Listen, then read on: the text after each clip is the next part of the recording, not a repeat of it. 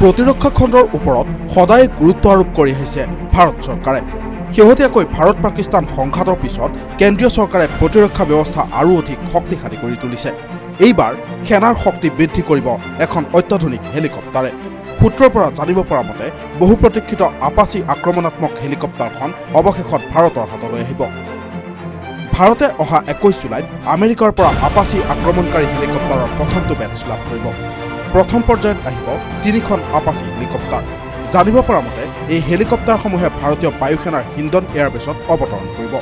এই 3খন হেলিকপ্টাৰ ভাৰত পাকিস্তান আন্তঃৰাষ্ট্ৰীয় সীমান্তত নিয়োগ কৰা হ'ব। আপাচি হেলিকপ্টাৰক আকাশৰ টেংক বুলি কোৱা হয়। AH-64E উন্নত আক্ৰমণকাৰী হেলিকপ্টাৰখনত অসাধাৰণ সেন্সৰ আৰু টাৰ্গেট ক্ষমতা আছে।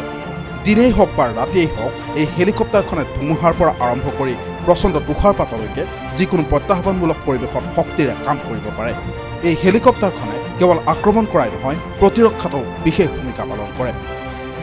ভাৰতীয় বায়ুসেনাই 15 মাহ পূৰ্বে ৰাজস্থানৰ যোধপুৰত প্ৰথমটো আপাচি স্কোৱাড্ৰন মোতায়েন কৰিছিল। ইতিমধ্যে পাঠানকোট আৰু যোৰহাটত সক্ৰিয় হৈ আছে 2টা স্কোৱাড্ৰন।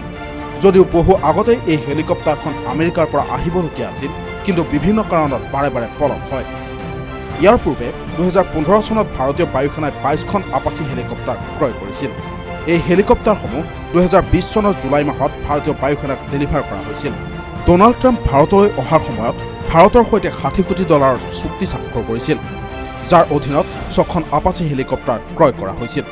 2024 চনৰ মে-জুন মাহত প্ৰথম ডেলিভাৰীৰ কথা আছিল যদিও সেই ডেলিভাৰী পলম হয়। ভাৰতীয় সেনাই 2023 চনত প্ৰথমখন আপাচি হেলিকপ্টাৰ লাভ কৰে। News desk report, TV9 Assam.